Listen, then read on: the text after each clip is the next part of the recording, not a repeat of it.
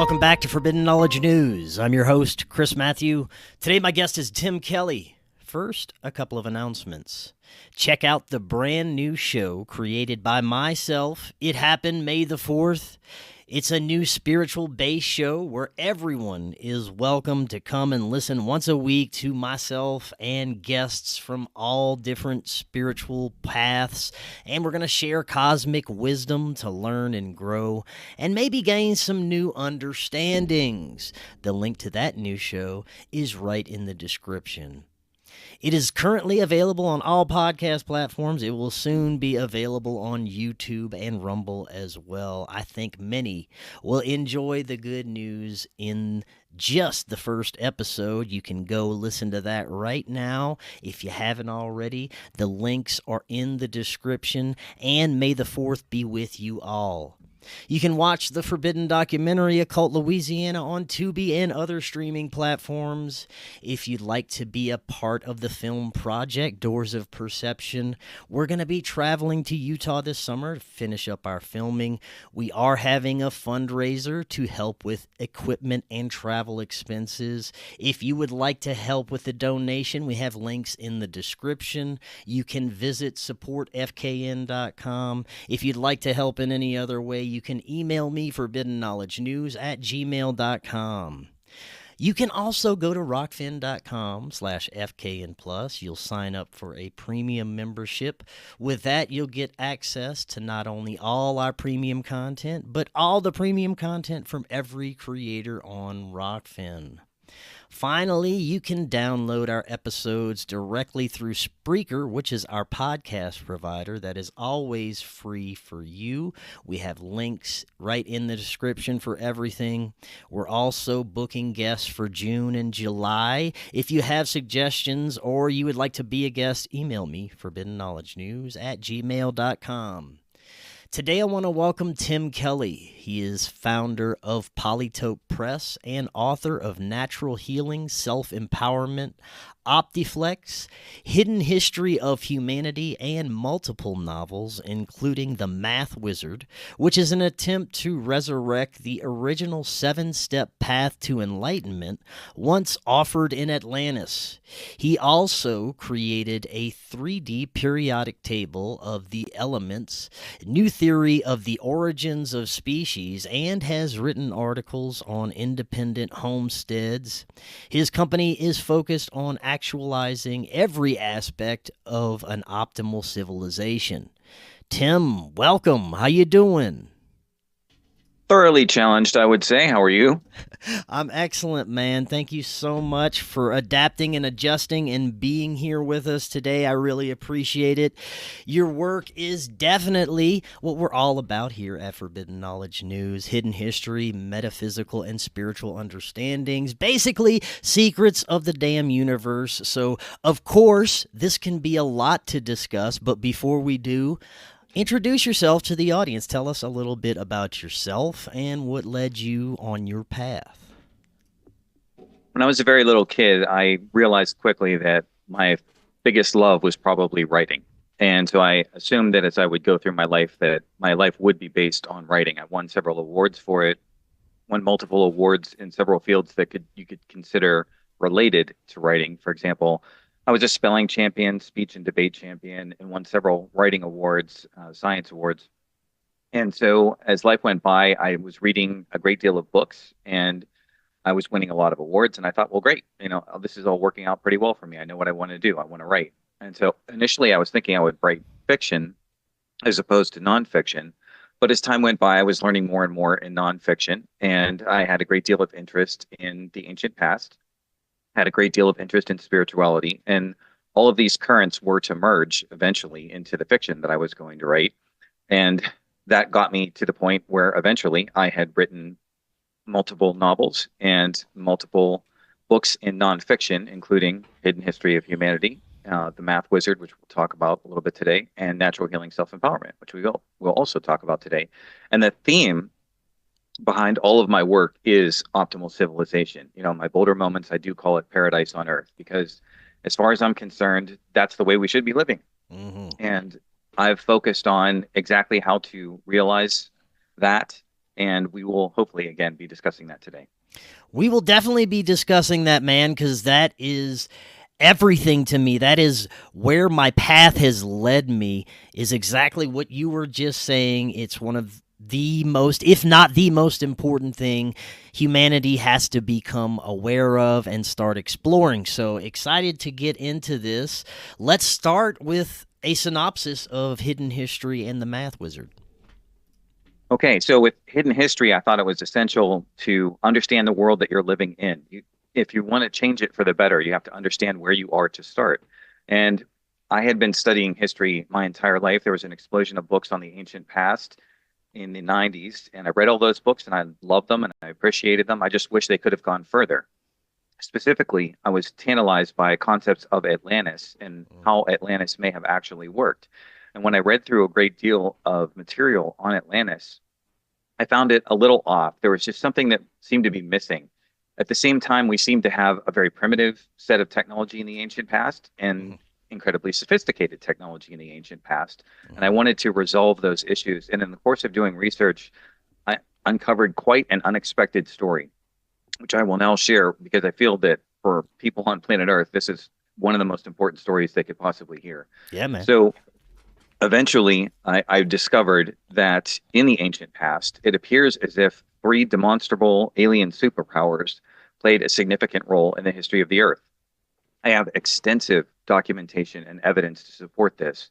So I will go over what those 3 groups were. The first group is apparently from the Pleiades, and they stood about 10 or 12 feet tall with fair skin, blonde or gold hair, blue eyes. They founded the civilization known as Atlantis. And again, I will be getting into extensive documentation as to why I believe that is the case. There is another group, sometimes known as the Namos. They were described by the Dogon tribe of Mali. They were hermaphrodites, which I know is a very strange thing, but they were capable of self-fertilization. They had blue-green skin. My scientific work was able to correspond the evolution of cephalopods to this group, and there is also historical backing for this as well. There was a historian in ancient Egypt whose name was Manetho, and he stated that he had seen 345 effigies of the former divine rulers of Egypt who were able to reproduce without the agency of women. This is basically describing a hermaphroditic species. This is also backed up by the famous historian Herodotus, who was an initiate in a mystery school in Egypt, which gave him access to information that most people don't have access to. He stated that the traffic from what he called the sky gods began in about 17,000 BC, that Osiris appeared at approximately 15,500 BC, that the sky traffic ended at approximately 11,000 BC. And there is a third group, a reptilian group, which we see depicted in the Ubaid figurines in the Sumer area. And this would be the group that founded the Sumer civilization, although there is evidence to suggest that they were here prior to that. Now, I want to go back to Atlantis and reinforce this strongly because it's very important to the story, and it's also very inspirational, I think, in many ways. So let me just start citing more of the evidence for why the Pleiadians founded Atlantis. First of all, there is the dialogue of Plato, which many people were familiar with, but what they may not have drawn together in terms of all evidence is the origins of our particular species and how that changed over time. So first we have Homo sapiens. Homo sapiens, in my research, does not exist until approximately 210,000 BC, when the Pleiadians arrive and upgrade the extant ape hominins to Homo sapiens. The next upgrade occurs at approximately 30,000 BC. This is part of the paleontological record, where Cro-Magnon man appears at approximately 30,000 BC. Now, this I tied directly to Atlantis. Specifically, Plato states that a god named Poseidon, and in this case, we're going to translate a god as a Pleiadian, mates with a mortal woman named Cleito. This leads us to 10 twins, which are named in mythology, so we know exactly what the names of these twins were. One of those twins was Atlas, after which some people believe Atlantis itself takes its name. And these were tied to 7 women, the 7 sisters, who would be known as the Pleiades. Hint, hint. Okay, so from there, we get the Cro-Magnons. And the Cro-Magnons appear again at about 30,000 BC. And we do see them tied to the remnants of Atlantis, specifically the Canary Islands and the Azores. Because if you go into those islands, you will see the Cro-Magnons were there, that you found people with blonde hair unexpectedly. These were tied to Atlantean legacy colonies that would appear in Northwest Africa. There's been a lot of talk about the Rekot structure in Mauritania. This is in Northwest Africa. That was an Atlantean legacy colony.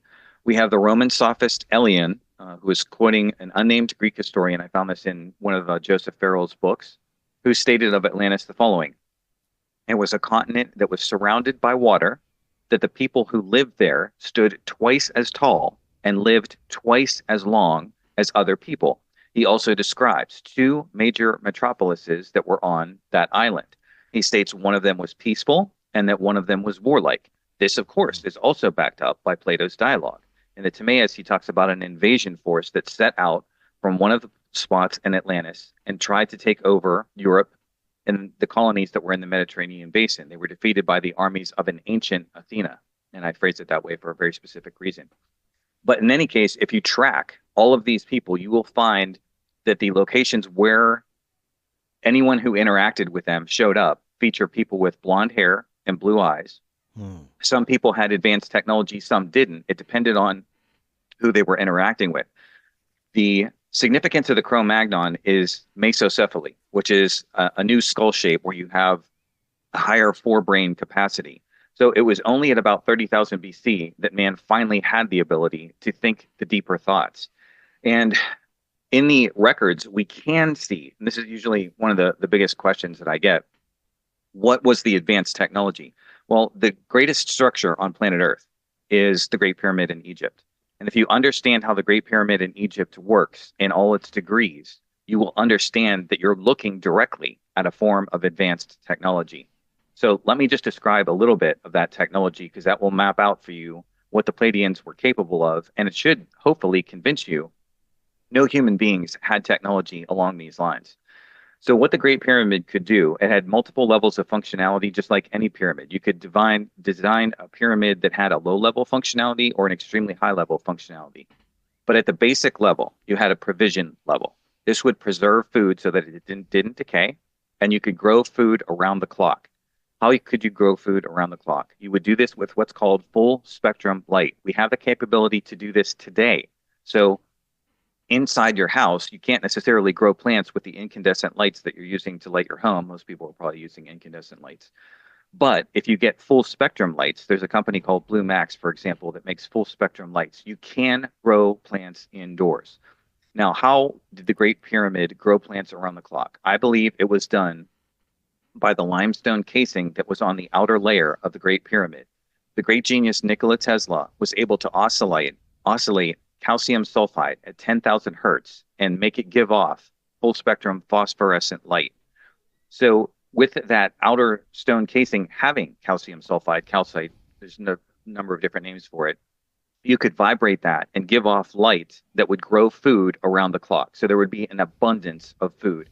I believe that the second wonder of the ancient world, the Hanging Gardens of Babylon, is actually directly related to the Great Pyramid, because in Tony Bushby's second book, The Secret in the Bible, he shows you that the original Babylon was actually in Old Cairo. So that means that the original Babylon was in Old Cairo, so that the Hanging Gardens would have been the food grown in the light of the Great Pyramid. The second level of functionality of a Great Pyramid was as a communication device. This was done by a resonant capstone that was atop the Great Pyramid. Now, in Tesla's work, he used mass resonant copper spheres that were on top of poles to broadcast communication signals. And with mass energy equivalence, the capstone did something similar, only it used energetic resonance instead of mass resonance to broadcast communication signals. Now, when you broadcast signals like that, you always want to have a unique frequency to send your signal. Tesla had special oscillators that he did to do that, but another suppressed inventor is Royal Raymond Rife. And one of the things he did with microscopes was to show you that you could create unique frequencies by splitting light. Makes perfect sense. When you're trying to look at a small object in a microscope, you use ambient white light. So the innovation that Rife came up with is, what if we split the light? Because if we split the light, we're splitting it into its constituent frequencies, and we can increase the resolution and we can get more carrier waves if, for example, if you're designing a Great Pyramid and you want to broadcast signals. So there was that communication capability. And then finally, there was a power broadcast. This also brings us to Tesla, who is also trying to broadcast free power to all the world through this Wardenclyffe Tower. But again, this Great Pyramid would have done this through energy residence via the pyramid capstone. And believe me, there has been a ton of work, and I encourage people to check it all out for themselves. Sources include Christopher Dunn, a no-nonsense engineer who wrote a book called The Giza Power Plant, Joseph Farrell, who wrote 3 different books, the Giza Death Star Trilogy. Currently, there's an investigator by the name of Professor Gregory Herman. You can look up his work online. It's even more sophisticated than some of the other models of the Great Pyramid that we have seen. This is showing you exactly, almost schematics of how a Great Pyramid would have done everything that I'm saying it can do. Beyond that, there was a defensive capability that Nikola Tesla was also in the ballpark of. So some people believe that the 1908 Tunguska event, where it seems as if an asteroid blasted a bunch of Siberian forest and flattened trees and killed off a lot of reindeer, was actually the result of Nikola Tesla testing his technology, which the Great Pyramid 2 would have been capable of doing. Beyond that, it appears as if the Great Pyramid used plasma tech. This would be the ultimate tech. And now I've done work in health, which we may touch on later, but to understand the significance of plasma, we understand the differences of working with frequencies in different forms. For example, you can have different frequencies of sound. You can have different frequencies of electricity. Why is plasma so significant? Plasma is significant because it can penetrate through any barrier. So let's say that you need to create a superluminal communication signal to transmit an instantaneous signal to a distant star system so that the communication doesn't have a time lag. You would use plasma for that, because it's going to travel faster than light, and it will penetrate through any object in its way, including planets, asteroids, suns, stars, whatever. So this is a rough sketch of what the Pleiadians were capable of doing. They were guiding the slightly less sophisticated Cyanians, and they were constantly interfered with by a negative reptilian group that created a different civilizational model in Sumer, which I call the 3 T's of torment. This was tribute, thievery, and tithes. Basically, in Sumer, you had a new model where you had tyrants overseeing civilizations. You had gangster banking, which started in Sumer and has now spread to almost the entire planet. And you had forced donations to sun god cults. And these, to me, were intrusions. For me, if we're going to get to paradise, we do have to focus on the 10 basics of civilization, and those are in order: water, sanitation, food, shelter, power, heating, cooling, lighting, telecommunication, and transportation. If we do all of those in an optimal way, we will optimize the human species. I apologize for saying so much without pausing, but I am just going to go ahead and give you a chance to respond. I do want to go back before we go any further into what the math wizard really means for everything. What are your thoughts on the collection of theological understandings of the creation story of man? Definitely, and it's all covered quite extensively in Hidden History of Humanity. So in relation to the Bible specifically, and essentially the derivation of the sun god cults, everything traces back to Sumer. So we actually will be touching on part of this in the Math Wizard, but in relation to a learning plan for humanity, I look at it in the following way. I look at life as having 3 aspects: physical, mental, spiritual. I believe that all 3 of these were ideally covered in Atlantis around a great pyramid, which also existed in the Atlantean capital. So part of the way that I link Atlantis to Giza is simply by doing geodetic math. If you insert a cube into a sphere, the corners of the cube will touch the surface of the planet at 8 specific points. Giza is exactly at one of those 8 points. And if you go exactly 90 degrees west, anyone can verify this, get a map, look at it, go exactly 90 degrees west of Giza, what do you hit? The Bermuda Triangle. My research indicates that the Poseidonus, the capital of Atlantis, was once in that very spot. So in that spot, you would have had one of these 8 cities and rings. You would have had a cubical temple of learning that would teach you the path to enlightenment through a 7-step program. And the 7th step was the most spiritual of the steps. But what happens in Sumer is that an advanced civilization arrives. They understand what's going on in Egypt and they want it shut down. The greatest threat to them is the Great Pyramid and the learning program that is going on for the initiates in the Great Pyramid. Now, when Sumer decides to launch a war, this war is indirectly known to most of us in history. It's the story of Osiris, Horus, Set, and Isis. Now, that story is the story of the war to take down the Great Pyramid and strip it of its full functionality. Once that is done, a new civilization of victors ruling from Sumer has taken over the planet. And from then on, they are going to dictate the kinds of religious beliefs everyone is going to have in multiple locations. The significance of this really can't be underestimated, because what my research shows is that many religions that many people might think of as completely separate from each other are not at all separate from each other. Right. For example, the Hindu religion. Some people might think, okay, that was spontaneous, that was original, that has nothing to do with Sumer. All my research invalidates that. It shows that, yes, everything that happened in the Hindu religion was directly related to what I call the Reptile Cyanian War, the battle between Sumer and the forces in Egypt to take over the Giza Plateau. Once they had taken it over, I can show you direct ties between Akhenaten of the New Kingdom, a tribe of people that were living in the Levant called the Mitanni, and then the origins of the Sanskrit language, which was used to create the Itihasa, which is the collective term for the Mahabharata and the Ramayana. They were the ones who created this foundation for the Hindu religion. They used their own Sumerian-based thought process to create the Hindu religion. They did the same thing with several other religions. In Judaism, for example, some people think that the history of Judaism and the legendary Hebrew kings like Solomon and Saul and David is completely spontaneous to that region. It's not. It also ties back to ancient Egypt and the mystery schools. These people were getting almost all their information from the same spot. It was initiation into the mystery schools in Egypt. I can't tell you how many of these people that we think of as famous historical ancient figures were all initiated and got their information from the exact same spot.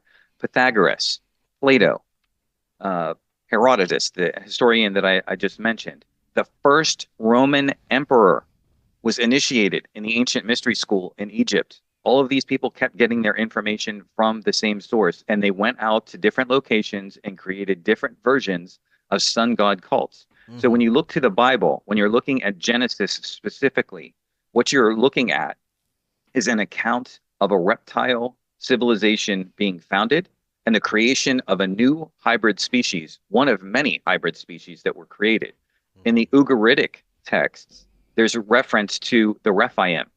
And in these texts, it talks about the Rephaim of the earth, the Rephaim of old, and the Rephaim of the sky. And a man who's interpreting that evidence ties all of that to Sumer. And when you look at pretty much everything that is in Genesis, like, for example, let's take the Garden of Eden. The evidence shows very, very clearly that the most likely candidate for the Garden of Eden is a site called Eridu. This is related to a group called the Anunnaki, who founded the Sumerian civilization. We can trace in books like Flying Serpents and Dragons by R.A. Boulay the origins of many Bible stories. I have another scholar, Ahmed Osman, who shows you that many of the so-called Hebrew kings were actually Egyptian-based. Like, for example, King Solomon. Some people say, oh, King Solomon never existed. I know there are a number of people who are saying that. But what Osman did is he showed you the exact origins of many of these biblical figures. So he can tell you, for example, King Solomon was actually Amenhotep III. And he has an entire website devoted to breaking down where a number of those figures came from. Now, of course, later religions could be Christianity, could be Islam, take your pick. All of these are deriving back to the same source. These are the events of when Sumer was founded and a certain way of looking at life that very few religions have escaped. And, in my research, I would say just about the only religion I have not seen influenced by this group is maybe the Jains. And most people don't even know who they are. Let's get a little bit further into the 7-step path to enlightenment that you were discussing? So I was mentioning just a moment ago about a mystery school in Egypt. Well, after the Sumerian civilization had fought a war, which was encoded into the Mahabharata to take over the Giza Plateau, they knew that there was this program being taught to enlighten people. And they said, okay, well, we can't have that because otherwise people will rebel and they'll have their own civilization and we'll be powerless. So they stripped the program. However, in Tony Bushby's second book, The Secret in the Bible, he tells you what the gutted version of the 7-step program was. And it was roughly along these lines. Step 1, physical sciences. Step 2, geometry and architecture. Step 3, hieroglyphics. Hard to believe that the original program had hieroglyphics in it. 4 was laws. 5 was chemistry. 6 was astronomy. And 7 was final revelation. So this program was in existence in ancient Egypt. There seems to be little question about that. But I also think it's imperative to understand that the program was gutted down by people who didn't want people to have the full knowledge. So my challenge was, can I resurrect that program back to its original form? So how did I do that? Well, I used that template that I just mentioned as a foundation, and I built on it using all the knowledge I had accumulated over a lifetime. What would everyone need to know to become a fully enlightened individual? So first, let me explain enlightenment itself, because that helps. There's work that's been done on the human aura. Okay, so we all have an energy field that surrounds us, a nimbus of light. And when you look at light, it has 3 primary qualities that are usually of interest: the cleanliness or dirtiness of the light, the range of frequencies in the light, and the amplitude of the light. So imagine someone setting up a civilization where the 10 basics of civilization, which I went over, water through transportation, were set up in such a way that if you lived in that environment, the light coming off of your being was optimized. So I believe that the Atlanteans did have that set up, and I love talking about the specifics of how to set up the 10 basics of civilization the right way. We can do that if you want later. Then there's the mental steps that you would go through in the 7-step program. And I map out those 7 mental steps, the first 6 being predominantly mental, and the 6th being the spiritual final revelation step, as follows. Step 1, math and materials. Step 2, geometry and architecture. Step 3, logic and flows. Step 4, vibration and chemistry. Step 5, spectroscopy and astronomy. Step 6, music and being. Step 7, final revelation. And we do know there was, again, a gutted version of this that took place in ancient Egypt, but I look at it as largely being on the dark side at that point. So when you go through the 6 steps, you understand the following. First of all, you'll understand the building materials that are around you. So if you want to build something, anything, doesn't matter what it is, you'll understand what your building materials are in nature. You'll understand atomic structure. You'll understand how to combine things together from an engineering standpoint. So in engineering, for example, there's something called a polariscope, and there's something called birefringence. So you can put an object up, pass light through it, and see by the light patterns in the material the flow of stress in the material. And if you do that in just the right way, you can create ideal materials. And I would think that this would be kind of the thing that they would have learned in ancient times. Geometry and architecture is fairly self-explanatory. You're going to learn how to understand the flow of stresses in your house and build a house that will stand and last, and any type of building that would stand and last. In logic and flows, you're going to understand how to make water flow into your house, how to make electricity and power flow into your house. I happen to believe that the ancients were masters of etheric flow. In my research, I would suggest that Tesla, as one of my sources also agrees with me on this, had not only mastered flows of electricity, but ether. That there's a whole branch of physics that is suppressed called ether physics. Every single person who's worked in this field saw their work shut down. In vibration and chemistry, you can do things like what Dr. Hulda Clark was doing not that long ago. She invented a device called a synchrometer, which tells you that every single object, every material has a frequency. Now, what could you do with that? You could do a lot of positive stuff with that. Let's say that you wanted to purify your food supply, for example, and that there were toxins in your food supply. You apply a synchrometer to that, and you could start removing toxins. You could think of every toxin that could possibly harm a human being, test it with a synchrometer, get it out of there. Wouldn't that be helpful? And then with other aspects of vibration, you can change matter itself. This is a whole field called cymatics. I'm sure some people have seen that who watch this program. You hit objects like, for example, a medium such as sand, and you create elegant shapes. So this would be a way to structure matter, ideally. I mean, when you study metallurgy, I don't know how many people have studied metallurgy, but one of the things that's interesting in that is the grain sizes of materials. And one of the things that you see is that a better material is, the more, as I would say, affinitic it is. It is very fine grain sized. And that's what you can do with vibration. You can change the grain size, and it gives the metals different properties. There's a whole field in that right now that's called nanophase materials. I encourage people to look it up, and you can see how different grain sizes give materials different properties.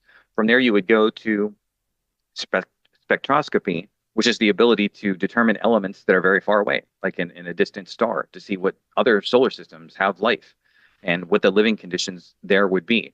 This also puts you in a realm of what I call reluxance.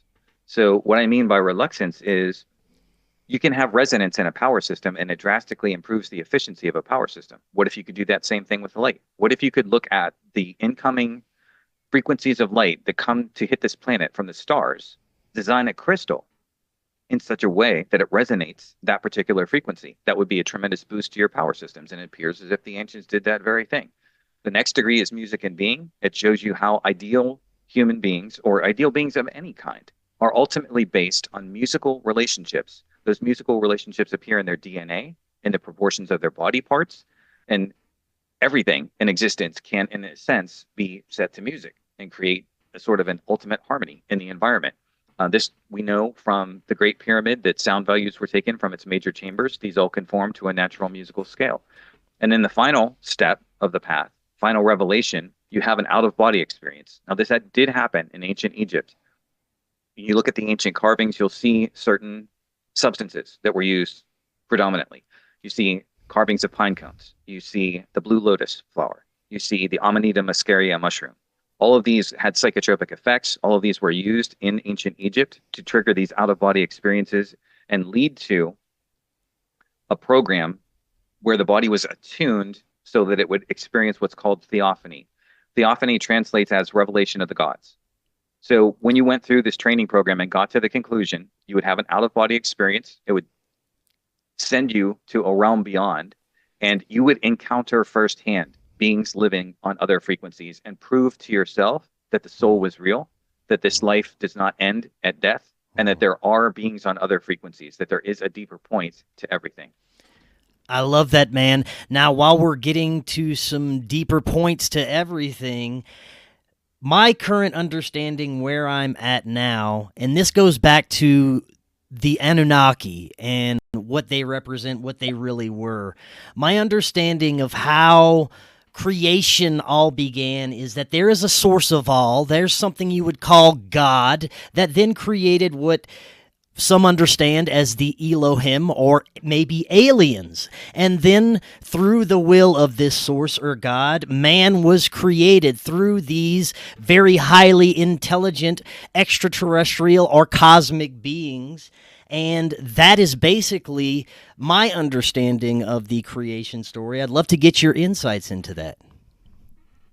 So what I see in Sumer is the advent of an extremely negative civilization. And unfortunately for me, when I trace things back, I mean, we have to pay attention directly to what the most original writings were saying.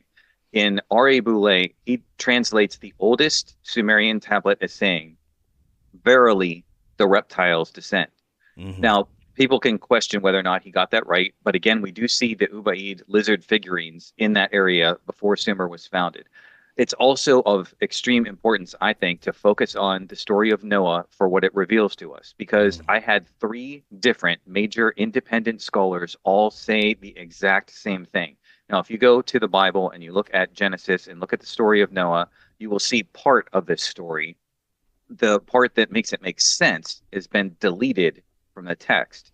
But the part of the story that you will see is that people saw Noah with no shirt on, and they were afraid. Now, what's not explained is why. Why were they afraid? And what if you go back and you insert back in the text that was removed, it says that Noah had on his chest scales. And if you look at everything that was happening at that time, the species that was created at that time was not Cro-Magnon. It was not Homo sapiens sapiens. It was the Rephaim. This was a breed of giants that were related to the Anunnaki, who I show in turn were related to Cyanians. Now, let me explain specifically what I mean by that. When the Dogon of Mali were describing the Cyanians, who had been their teachers, they described them as being amphibious. They said that they had 2 legs, a tail like a fish, and elongated heads. Now, Oannes in the Middle Eastern region is apparently the Babylonian version of Enki. And if you look up links to Enki, and I have a link to the Mesopotamian god site in my material, you will see a being who has 2 legs and a fishtail.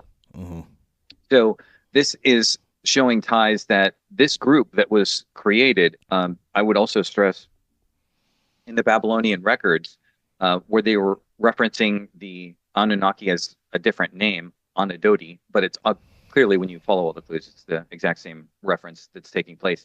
They said they were repulsive abominations. So, and again, those are their words for the beings that were overseeing them. So when we have that, and we have people who are extremely fond of the phrase "God made man in His image," I don't know. Look at yourself in the mirror. Do you think of yourself as a repulsive abomination? I don't. So I think that this again was the creation of a different group.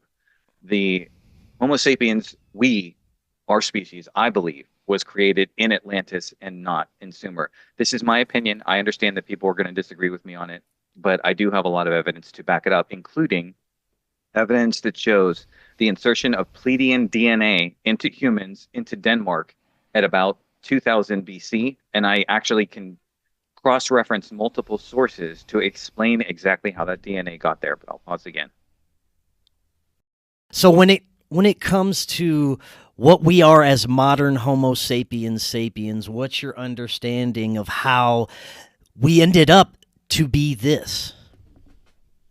So I really do think that the story of Poseidon mating with Cleito is a very significant part of the story. So I do think that at approximately 30,000 BC, Poseidon, a Pleiadian, who, again, they look a lot, some people would look at ape hominids and look at Pleiadians, and they're pretty much the only species that can pass for us. So why do we look like we look like? Because we look like them.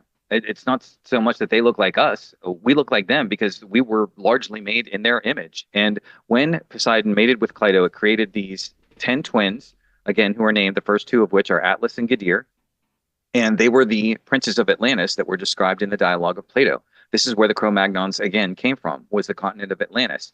And the Cro-Magnons, who are mesocephalic, have the higher forebrain capacity, they originated in Atlantis, and they were a result of sort of the gradual dilution of Pleiadian DNA with human DNA as humans were shrinking in size over time. But the original demigods, for example, Atlas, would have been a giant because he was closer to the Pleiadian originals. But as time goes by, the Cro-Mags are shrinking in size. And this is largely where I believe we came from, because all the evidence does support it. Don't forget that the paleontological evidence shows Cro-Magnon starting at about 30,000 BC.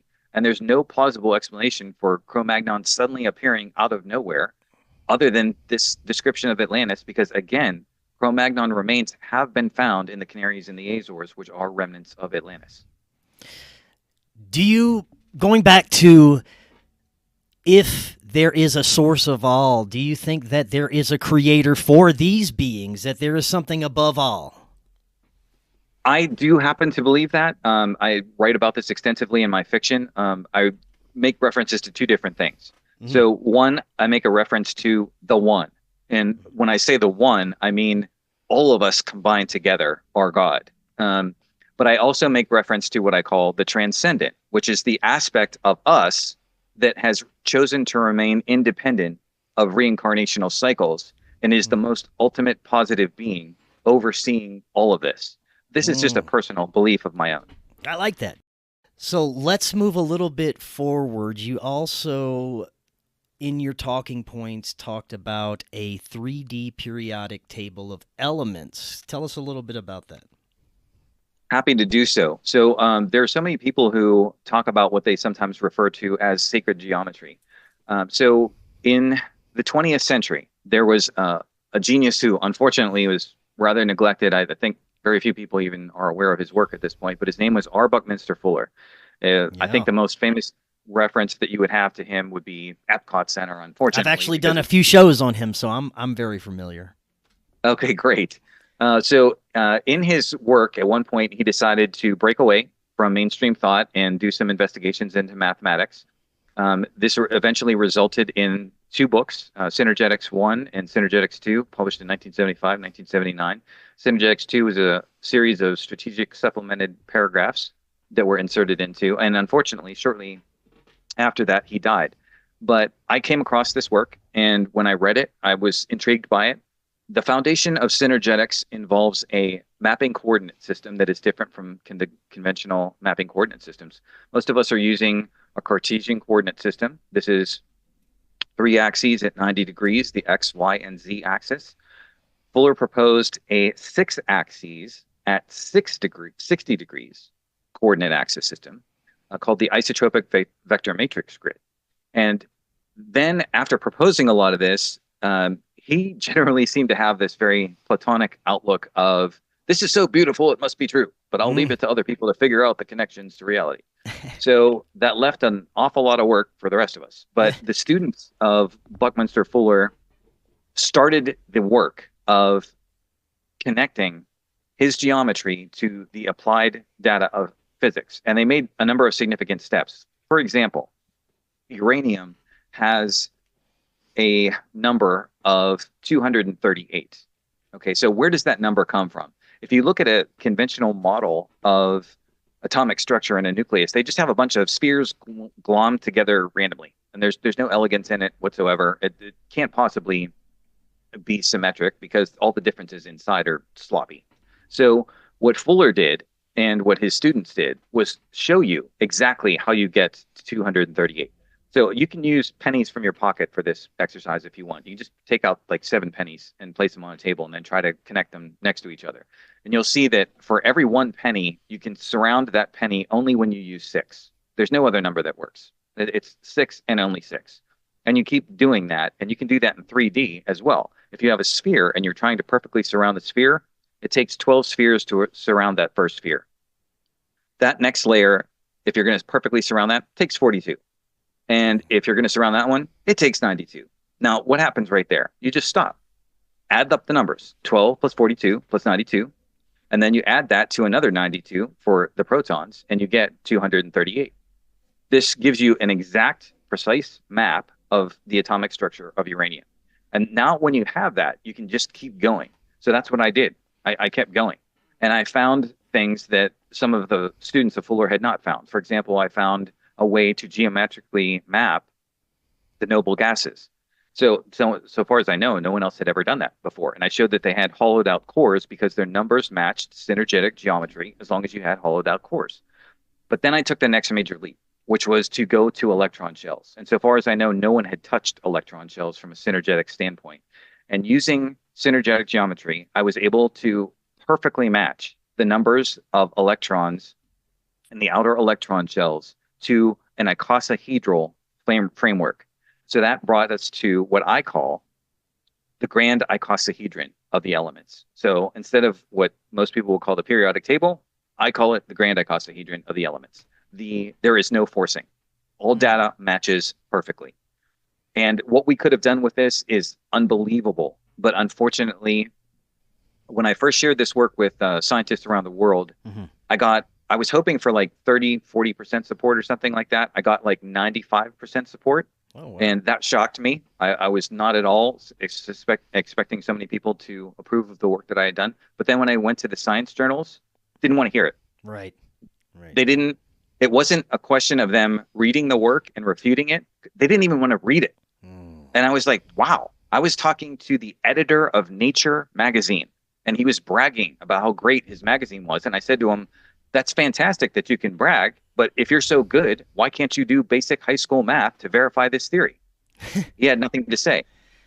Man. So Yeah, that just shows you where we're at with a lot of the scientific community and academia and their non-willingness to accept new ideas. But I sense that this is starting to slowly change. Do you have any other plans on presenting this in any other way?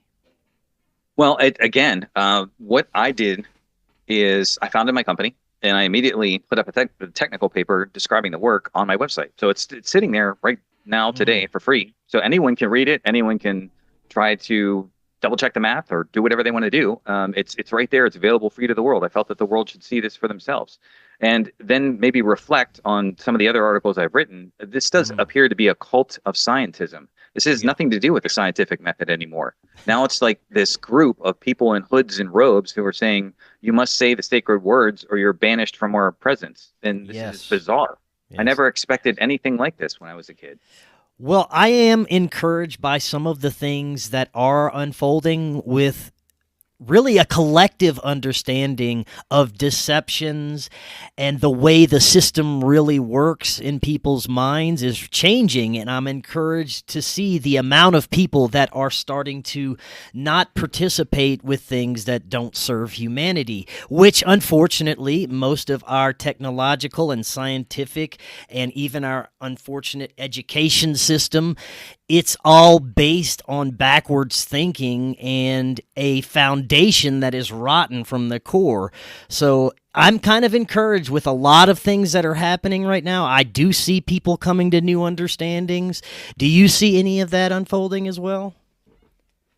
I do see a little bit of it. I wish I would see a lot more. I'm very concerned about where we are in humanity right now, because unfortunately what I see is that we are actually on the brink of extinction. There's so much genetic modification that's going on. There is so much damage being done to the environment, to the sky, the water table, the soil, the food. Under those circumstances, I mean, if we don't get the basics of civilization locked down, we will not have a species. Right now, just honestly, during the last several years, the death toll has gone up 40%. That's a serious concern. The birth rate is plummeted. And again, something else that I would stress in relation to this, because I was talking a lot about this before, the 10 basics of civilization. When are we ever going to focus on those? You know, for so many times as we watch the condition on Earth deteriorate, people keep turning to the same things that they turn to in Sumer, which is, you know, what is our leader saying? What is our religion saying? What are the banks saying? Well, I mean, at what point do we focus directly on the 10 basics of civilization and start mastering them ourselves?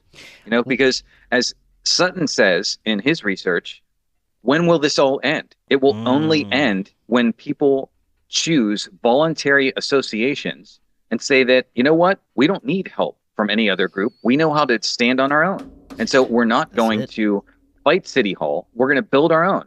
And, you know, if you want to patronize us, you can do so in vain. You know, we will understand how to stand completely on our own. And I think the only way we do that is by starting to focus directly on the 10 basics of civilization. How can people have their own independent water? How can people have their own 100% independent food? How can they have 100% independent power? How can they have shelters that they can reconstruct themselves so that they would never need any form of insurance? They're so good at they can build whatever they need to build. Yes, I want to get to that in just a minute. First, I want to go back to the hope that I have for humanity. I had recently a very profound spiritual experience that changed my perspective on everything, and I was shown things that I've been searching for my whole life.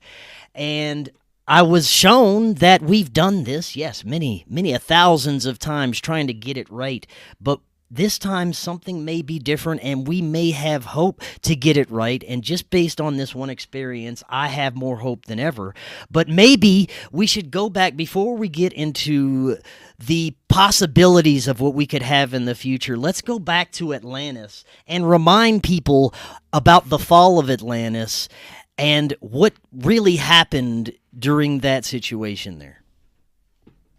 So there are what I call the two paths, the light spiral path and the night spiral path. This is sometimes, you could say, encoded into the Caduceus. Now, in many ways, they'll talk about, for example, in Freemasonry, that there were 33 degrees. Where did the 33 degrees come from? Apparently, it comes from the number of vertebrae in the human spine before birth. So basically, we're talking about what is the quality of energy that is flowing up the spine before it hits the pineal gland. So we can choose a positive path and make all of that energy flow be as positive as possible, or we can choose to channel dark energy up the spine. So when the demigods were presented with the path to enlightenment, apparently they said, no, there's a shortcut way, a path of conquest, a path of power. And this was apparently what was pursued. The details of this are not 100% clear. There's a suggestion that there was a creation of 13 crystal skulls that helped people to tune to darkness. One of these crystal skulls ended up being used by the Maya. It was described as pure evil and that it could kill people upon command of the priest. This may be a device that was related to the fall of Atlantis and its darkness. But what we do know specifically comes right out of Plato. He's telling you right there what was going on. The 10 princes gathered at the capital of Atlantis, went into the temple of Poseidon with bulls. They killed them. They took their blood and they threw it all over the pillars. They burned the bulls completely. They drank their blood. Okay, now in Lewis Spence's work, History of Atlantis, he tells you that he believes strongly, and he has evidence to back it, that the Druids began in Atlantis, that witchcraft began in Atlantis. The full-blown stereotypical witchcraft, the dark robes, the pointy hats, the whole thing. So this is how Atlantis fell. They were seduced by the simplicity of the dark side. I start sounding like George Lucas here. But again, it sounds like the people thought, okay, well, geez, all we have to do is just, kill a lot of animals and deceive people and trick them, and then we can become rulers of everything, right? So that's how easy it is. And it's much simpler on its face than, let's say, learning synergetic geometry and learning engineering and learning all the subtleties of power production and how to create wormholes. That sounded like a huge mental strain. And people were just like, what? Okay, so we can drink and then we can have the wildest sex imaginable, no barriers. We can kill whoever we want. We can have any sensation that we want. This sounds like much more fun. Yeah. So apparently that was the path that the demigods went on. We do know that these sacrifices went on from ancient times. Even when you look into Greek mythology, which isn't necessarily perfectly tracing back to Atlantis, but I would like people to reconsider some of those myths and what they're trying to actually tell you. For example, a god transforming into an animal, and then we have a bunch of women who are collecting flowers. Take a closer look at those flowers. Why? Because a lot of those flowers are narcotics. So a bunch of women taking narcotic flowers, and then they're being sexually assaulted by animal-like beings. And what do we know from the devil dark side? That sometimes people put on animal masks in these rituals, and they attack women who are drugged. Yeah. So think again of what you're being told about the dark side. All of it is really encoded into the myths that are associated with Hades / Dionysus / Bacchus. Okay. Wow. So these groups are part of when Atlanteans went to the dark side. Okay. And we know pretty specifically what went on because those legacies went through time. These were people who were meeting out in the woods. They would take off their clothes. They would, probably practice cannibalism. They were using psychotropic drugs. They were having orgies and, who knows what else they were doing. But a large part of the fall of Atlantis is traced to tuning the soul to darkness and tuning the soul to a path of conquest rather than harmony with nature. So that's largely what the fall of Atlantis is about. That makes so much sense, man. Now, moving a little bit forward in history, before we get to some solutions, what is your understanding of the New Testament, the story of Jesus, Yeshua, whatever you want to call him? How does that come across for you? Okay, so I do go extensively into this story in Hidden History of Humanity.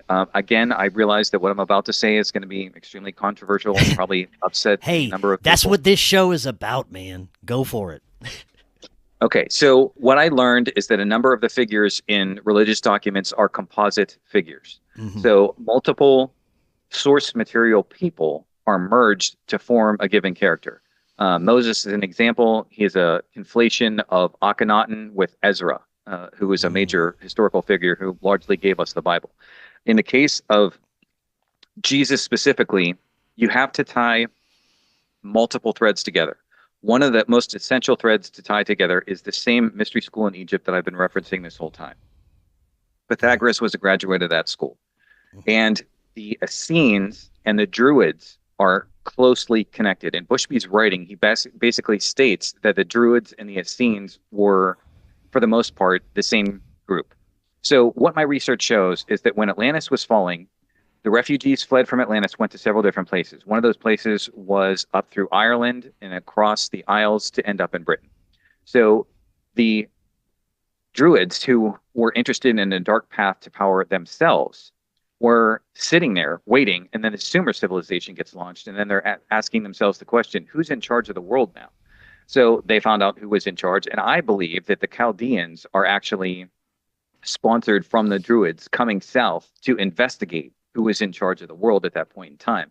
And eventually, these Chaldeans are involved in teaching Abraham in the Bible because he is in the right area, of the Chaldees. So he's learning from the Chaldeans. He's also learning his trades in Egypt. And the Essenes were in that area. And we also know from Akhenaten's work that there was a village close to where Akhenaten's new home city, Amarna, was set up. And that village is called Mal Levi. And this is where the tribe, the Levites, came from. And the Levites were influential in forming the Bible. But the Essenes were a sect of people associated with Jesus. And I tie the Essenes to the Druids. So what happened with Jesus was the original character, the one who's most connected to Jesus, is the Yeshua that you were referencing. He was of the Herodian line. He had a twin brother, Thomas the twin. And these two characters are the forebears of Constantine the Great. And without Constantine the Great, you pretty much don't have Christianity. So at some point in the Council of Nicaea, about 325 AD, Constantine decides to deify his ancestors. And when he does that, he conflates the story of Yeshua with his twin Thomas, along with stories taken from India and the character of Krishna. In Bushby's writing, he states that 346 parallels can be found between tales told of Jesus and tales told of Krishna. Another character who is mixed in to the Jesus character is Apollonius of Tyana, who is also known later as Saint Paul. Saint Paul, Apollonius of Tyana, the same person. Now, again, this is the most controversial probably part of the story. And, again, sorry to have to say this, but my research indicates that the crucifixion story involves the bloodline of Yeshua and Thomas the twin. So they were royalty in the Herodian line that was ruling Judea, that general area. But they were also of the Roman emperor's line. Specifically, the second Roman emperor was Tiberius. And when Joseph of Arimathea, the Joseph of the Bible, of Joseph and Mary, when he was not around, Mariamne Herod, the Mary of the Bible, was impregnated by the second Roman emperor. So this meant that the twins, Yeshua and Thomas, did have a legitimate claim to the Roman throne. And they went after it. More Thomas than Yeshua, because Thomas was a zealot. And when Thomas went after the throne, this was, usurpation of power. The Roman authorities could not possibly accept that. So they decided, okay, there's got to be a crucifixion for this. There's got to be a penalty. You can't just take over power of the Roman Empire. So a crucifixion was scheduled, but there is a rule in ancient Rome that you're allowed to substitute somebody for who's being crucified. And apparently Apollonius of Tyana decides he's going to be the guy to do it. Now, this is the Simon of Cyrene in the Bible, and it's strange, but if you look at Mark, which is probably the most accurate of the four Gospels, it's actually telling you this directly. It's the worst case grammatically of an unclear antecedent in all history. Because if you look carefully at the story of Jesus going up to be crucified, it says that the Simon of Cyrene intervened and decided to carry the cross up the rest of the way. And then it says he was crucified, but it never switched the antecedent back to Jesus. So in other words, Simon of Cyrene took this cross up, and he was the one who was crucified. And apparently he didn't die either. He came down because I have other historical references. There's a site people are welcome to look at. They can see the same evidence that I saw. The site is called Nazareans.com, Nazoreans.com. And it will tell you about Apollonius of Tyana and how he intervened into that situation and was the person who went up on the cross. Now, I think he actually did that because he was a mystery school initiate and he had skills that other people didn't lack. So I think there was a plan that Joseph of Arimathea, who was also a mystery school initiate, I think he understood exactly what this plan was. There's a substance that's referred to in the Bible. It's called myrrh, and it's basically an analgesic, which means that it reduces pain. Everyone in the mystery schools would have known about this. So Joseph of Arimathea would have understood Roman traditions well enough to know the following. You could put somebody up for crucifixion, and if you bribed the right Roman official, you could take them down. So I think Apollonius of Tyana said, okay, this is going to be brutal, but we can do so many things with this if we pull this off. So Apollonius says, I'm going to use my mystery school training. I'm going to load myself up on alcohol. I'm going to load myself up on analgesic myrrh. I'm going to put myself up there on the cross, and you got to get me down after a few hours. And so he goes up and he's taken down when Joseph of Arimathea bribes a guard, and he has to recover. And they say, again, there are sources that say this, for the rest of his life, he had crooked bow legs or something like that from the crucifixion, because it did cause a lot of damage that he couldn't fully recover from. So when you go over the ancient writings, Tony Bushby is extremely comprehensive when he goes over this. He has a book called Crucifixion of Truth. He goes over the founding church fathers, every one of them, Jerome, Irenaeus, all the different people who were closely connected to that time period. And there is not one of them that says that Jesus was crucified. Again, it was Thomas who was the one who was even designated to go up on the cross. It wasn't Yeshua. That Yeshua was not involved in a crucifixion in any way in my research. But again, I realize that I'm one researcher and not everyone's going to agree with me on that. But when you ask me a genuine question, I'm going to give you my honest answer. This is what I've found. And, No, I love it. It's putting together pieces of the puzzle, man. Everybody's got pieces, and we're all coming together right now and trying to have a better understanding of things. That's why I'm excited about this period. So let's end on natural healing, self-empowerment. Tell us about this. So after I had created the three-dimensional periodic table of the elements and had that reaction from the scientific community, I was understandably frustrated. I started asking myself questions about the world that I lived in.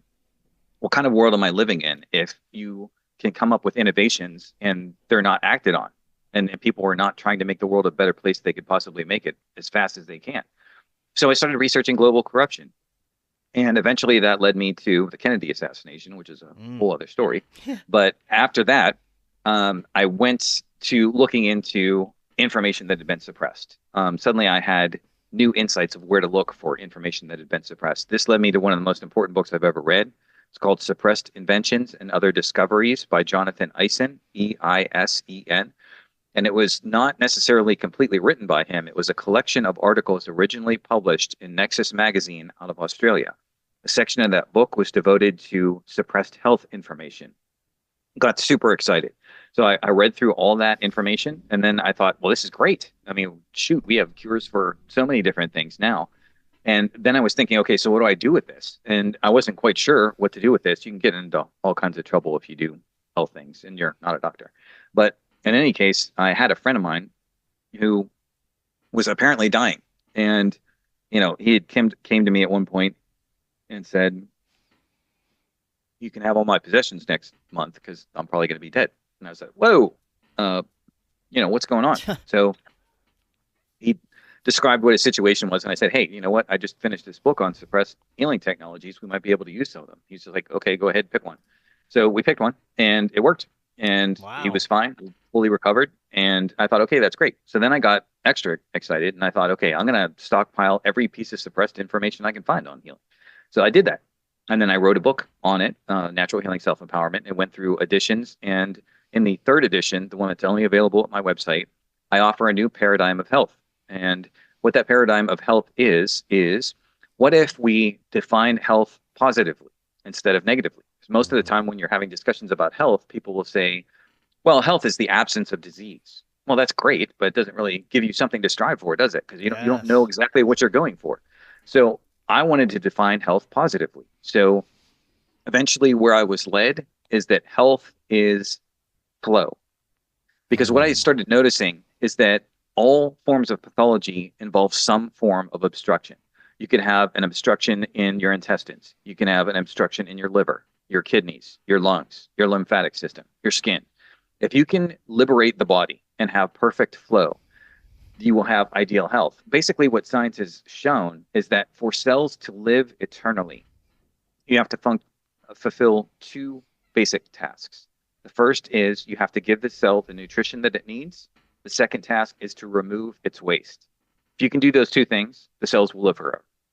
So what I did in my research was try to learn everything possible about creating optimal nutrition for the cells and optimal ways to remove waste and detoxify the body. And when you do that, you will see that pretty much 99% of all pathology will disappear. All allergies will disappear. I myself have not had the common cold in 20 years. I don't know how many other people can match me on that one. So that's kind of interesting to me. If people are health experts and they can't even beat the common cold, I'm a little suspicious. But beyond that, I have entered the realm of human regeneration. And this is possible. There are a lot of different aspects of regeneration that are possible. Most recently at my website, I have the regeneration of teeth, which I'm very excited about. Of teeth, you said? Yes. Whoa. Yes. So I was very excited to see that. A little disturbed to find out that some of that information was actually fairly old. What was lacking was mainly that people had made great discoveries, but they hadn't put them all together in the same place. Once I did that, I was able to actually prove to myself by regenerating my own teeth to a certain extent. I'm still working on complete regeneration, but the amount of regeneration that I have seen using the protocol that I've developed is unbelievable. I mean, I never would have thought this would have been possible, but it is. Apparently, it is, and it really has to do with working again in harmony with nature. And it's amazing to me how many people have followed in this path from the 1910 Flexner Report, sponsored by Rockefeller, Carnegie, and a number of other robber barons, to push us down this path of turning away from nature. And one of the great ironies of that is that when the Flexner Report was initiated in 1910, they said they wanted to get rid of quackery, that they wanted to get rid of witchcraft in the schools, okay, because we didn't have anybody practicing witchcraft. So they replaced it with a methodology called pharmacy, which comes from a root word meaning pharmakia, which means witchcraft. So they just got rid of all the witchcraft by replacing it with comprehensive witchcraft.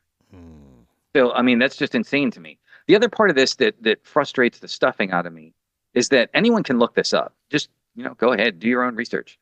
How are drugs discovered? Because this is what we're told. Drugs are wonderful. Drugs are so great. How are drugs discovered? Well, people look to nature first, and then they find something in nature that works. And then they say, oh, we can't patent this because you're not allowed to patent anything that's in nature. So you have to warp it into something that is not natural. That's the only way you can get a patent. So then they do that on purpose. And the second you do that, you've essentially introduced noise into a system of music and harmony. And so, yes, when you get, are you going to get side effects? Yes, you are. And one of the primary things you're going to damage is the liver. I mean, I don't have to make my case here. Anyone who is, apparently they say that the average person is on at least 4 prescription drugs. Yeah. But you will see that there is liver damage going on all the time. That's because the liver can't handle all these freakish things that it's being asked to work with. And there is a comprehensive evidence chain going back through time, and I show it at my website. And I carry it through one doctor after another, all of whom completely reinforce each other and show you exactly what I'm saying is true. The pathology can be eliminated. It starts with Weston Price, author of Nutrition and Physical Degeneration, goes into Pottinger's cats, goes to Dr. Edward Howell, who wrote Food Enzymes for Health and Longevity, to Joel Wallach, to Dr. Kurt Donsbach and Gary Tunsky, and The Battle for Health is Over pH. And in my view, it's all crowned by my own work, which has new experiments I did as I was learning to do things that no one else had ever done. The research would get you to a certain point and suggest, hey, if you did this experiment, you'd probably have even better results. So I would do that experiment, have those better results, and I report that information in the book. So I've been doing this for many years, and basically the premise behind it is as follows. So far as I know, it's still 100% legal for individuals to go into a grocery store or a health store and buy whatever they want to buy. Okay. So all I'm doing is sharing with you information that can help you make informed choices when you do that. And if you do that, I think you too can see the elimination of all pathology and the regeneration of the human body. Excellent, man. This is such important and essential information. I'd love to have you back on soon to discuss just this information, because I think this is really important for people, especially right now with the realizations of what they're working with the medical and pharmaceutical industries. So thank you for this, Tim. We'll have to do it again. Before we close out, remind the audience about where they can find all the information about yourself and your work, and I will have those links in the description as well. Thank you very much for that. My company is Polytope Press. I don't have no idea when I'll get sabotaged again, because I'm getting sabotaged a great deal over the years. But for now, if you go to the Google search engine and type in my company name, Polytope Press, Polytope, followed by Press, I should be the first company that comes up. Hit my website, take a look around. There is a lot of free material there if you don't want to buy anything. Maybe you can just improve your life in some way. I like hearing from people who are improving their lives. It helps give me motivation to go on. So I do hope that people will visit and let me know what they think. Awesome. Tim, thank you so much. This was fantastic. Like I said, we will definitely be doing this again. And until next time, everyone, have a fantastic evening. We'll talk again tomorrow. We'll see y'all then. Hello, friends. If you or a loved one is struggling with a digestive problem, if you often feel bloated or gassy, experience constipation or loose stools more often than you'd like, maybe you get heartburn and discomfort or pain after meals. If any of these gastrointestinal issues are reducing the quality of your life, get in touch with my friend Christian Yordanov. He's a functional health practitioner and author of 2 health books. He has successfully helped clients with truly severe gut problems. Now we're talking about people who dreaded the thought of their next meal because of all the gas, bloating, distension, and pain they would experience. Many of his clients have had severe gut problems for multiple years, sometimes more than a decade, having received no assistance from the conventional system. Christian uses state-of-the-art lab tests to zero in on your specific imbalances. He designs customized gut restoration and health optimization protocols for each of his clients. He works with clients all around the world and assists them every step of the way with chat support and regular video sessions. He'll help you dial in your diet, cleanse your gut, optimize your meat suit, and show you exactly what you need to do to restore your health and digestive function.